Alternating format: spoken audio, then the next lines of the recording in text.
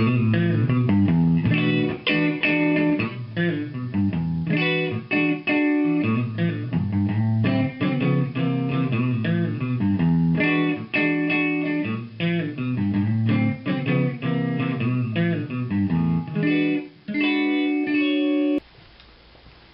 is the more vintage S500. Now that I've had the strings loosened and the nut, I pulled the nut out because it was already loose. Saw there was a little shim under here and found that the nut slot depths are deeper than I would normally expect.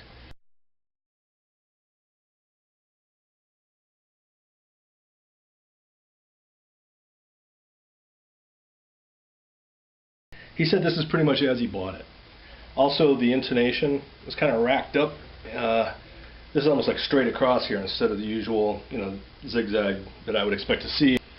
Mentioned sitar type sound in the high E. I didn't find that before, but I think it's there now. And that might be related to that nut. So when it gets bonded in there good, that might help take care of that, make sure that the nut slots are looking good. It's usually the bridge saddles, but who knows, right? Okay, I wanted to be sure you heard the sitar sound I was talking about, and that's here. That extra buzz we got to get rid of. It's usually caused by no relief, no fall away on the back of the bridge. It might be influenced by the nut at this point, so we'll check that out. Next step is going to be to loosen the strings to release the nut. So this is my trick. I've loosened these about a dozen turns, and putting this baby in here gets the strings up off the nut, and it's pretty loose. So this is that loose nut. It's just moving back and forth.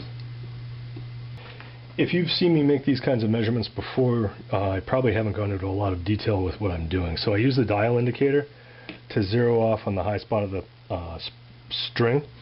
When I say zero off, I'm actually letting it compress it ever so slightly. So I've got about 4/1000ths of an inch reading, and just under the 5. And what I'm going to do is take a shim, a feeler gauge, and put it under the string and let it rock and see where I got. Come right back to about 5/1000ths or maybe 4/1000ths. That's a 16/1000ths of an inch thick shim, and then if I go above the string, kind of do the same thing, and I get about 4/1000ths, and it comes back not quite to exactly the 4, but if I tweak it, it maybe will. So it's about a 16/1000ths of an inch gap between here. This isn't in playing position, but for these excruciatingly precise measurements like this, this is a good way to do it. When it comes to intonation and some of your final relief and action settings, you may want to have it in playing position. Okay, man, this is getting interesting. When I check the nut slot depth, the 1-0 measurement, in other words, the gap under the string between on the first string, between the first fret and the string. Similar technique to what I showed before. This is 4/1000ths high or so, and this is a 12/1000ths of an inch feeler gauge. So that means I've got about 6/1000ths of an inch or less there. So a pretty common setup is to have about 14/1000ths there, and over here on this side, more like 20/1000ths or 16/1000ths here and 30/1000ths over here.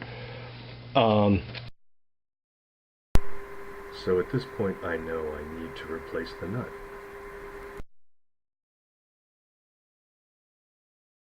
So I found this piece. I have a couple kicking around. This has got the right string spacing, and it may be a little too tall. I don't know. I want to get it in there and see. So I have to sand it down a little bit.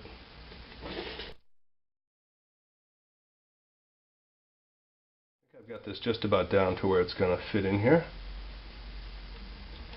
and yeah, that's good. And the next step is to check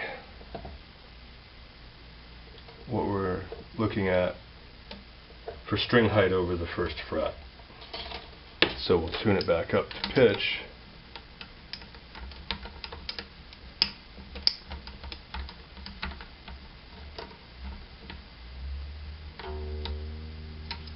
And check that out.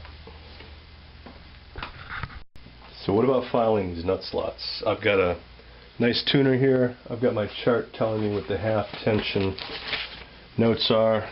So for the third string, C sharp is the half tension on its C sharp. So when I want to bring the nut slot down, and currently it's at 28 thousandths. So a 28 thousandths feeler gauge would go under the third string without displacing the string. Here's what I do. So I give it about 10 cranks.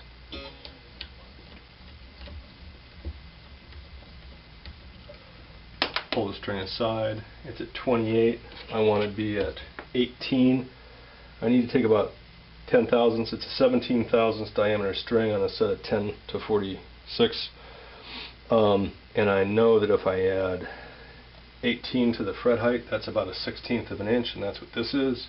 Angle this way, right, as opposed to straight like that. You want to angle like this so that the string dresses down through there. It contacts just on the correct point here at the edge of the nut. And you want to sort of work it around so that you get a slightly larger radius down there, and so that you get a little relief going this way. So it's kind of a bell mouth. Anyway, you work it down until you think you're close, and then you want to check it. And my arm might be in your way. I'll try and make it easier to see. There we go.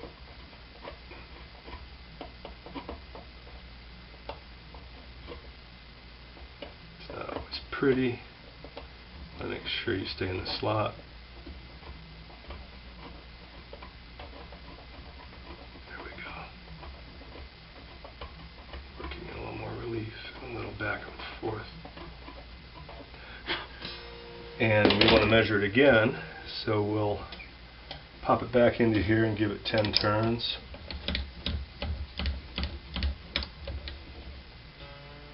I want to get back to C sharp.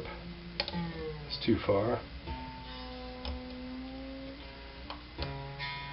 There we are. So with that at C sharp, we'll come back here and make our measurement. See where we are and see how much we have to take off.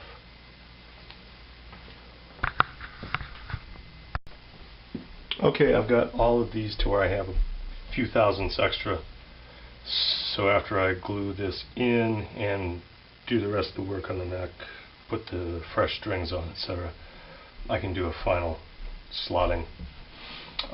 Before that happens, I'm going to want to take down some of the material off the top of the neck because these grooves are too deep relative to where the top surface is, so I have to bring that down a little bit more.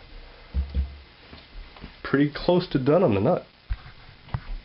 Okay, so we've got the nut off. I've got the fretboard protected, marked up the frets. I'm going to do a little light touching with the 7 1/4 inch radius caul with some sandpaper on it, just to see where I remove a little material. The truss rod's adjusted so that the neck is almost dead flat, and I can only use a tiny bit of force on here now because I don't want to distort the neck.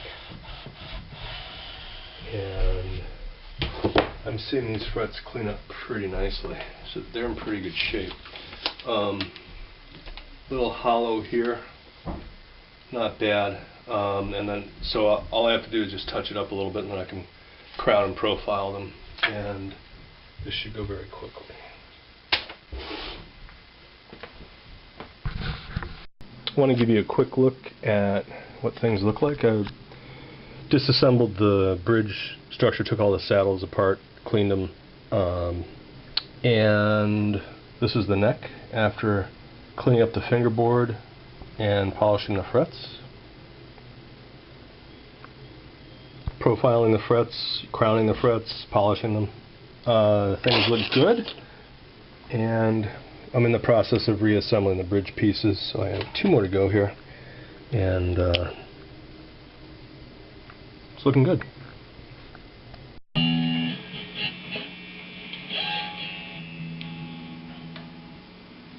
Well, they don't all result in nut replacements, but this one certainly did. This baby is in great shape now. Wow. Let's see. We got it all cleaned up. The frets were in pretty good shape. I think it was refretted not too long ago. True 7 1/4 inch radius fingerboard nut, and now bridge saddles. Gone is the fretting out, the sitar sound, all that stuff. Sounds good.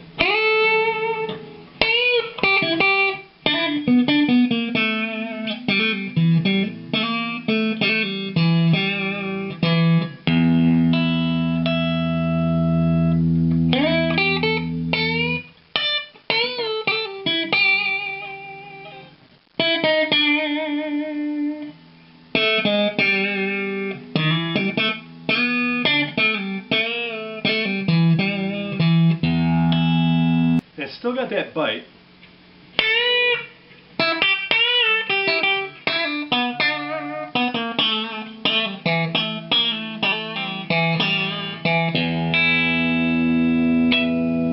It's a different guitar.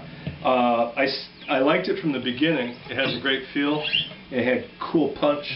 Well, it's got that and then some now. Yeah, it's clean. It's not fretting out. It's not buzzing.